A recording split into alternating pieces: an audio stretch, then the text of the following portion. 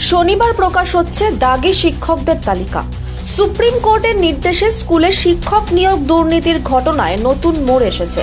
আদালত জানিয়েছিল 7 দিনের মধ্যে স্কুল সার্ভিস কমিশনকে অযোগ্য বা দাগি শিক্ষকদের নাম প্রকাশ করতে হবে। কমিশনের আইনজীবী কল্যাণ বন্দ্যোপাধ্যায় জানিয়েছেন, সময় শেষ হওয়ার অপেক্ষা না করে শনিবারই তালিকা প্রকাশ করা হবে।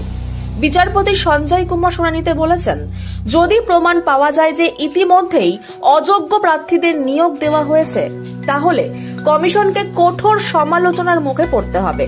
এছাড়া তিনি প্রশ্ন তুলেছেন, অযোগ্যদের তালিকা কমিশনের হাতে থাকলেও হাইকোর্টে আলাদা রায় কেন চাওয়া হচ্ছে। অন্যদিকে যারা 31শে ডিসেম্বর পর্যন্ত চাকরিতে আছেন, তারা নতুন নিয়োগ প্রক্রিয়ায় আবেদন করতে পারবেন। তবে আবেদন করলেও তা যোগ্যতার প্রমাণ হবে না। আদালতের চোখে তারা তবুও অযোগ্য হিসেবেই থাকবেন। এই নির্দেশে কমিশনের পক্ষে অযোগ্যদের রক্ষা করা বন্ধ হয়ে গেছে। একই সঙ্গে আদালতের অবস্থান প্রশাসনের ওপর চাপ সৃষ্টি করছে। জনগণের চোখে কমিশনের বিশ্বাসযোগ্যতা প্রশ্নবিদ্ধ হওয়ায় দ্রুত তালিকা প্রকাশ করেই তারা আইনি জটিলতা ও রাজনৈতিক চাপ কমাতে চাইছে।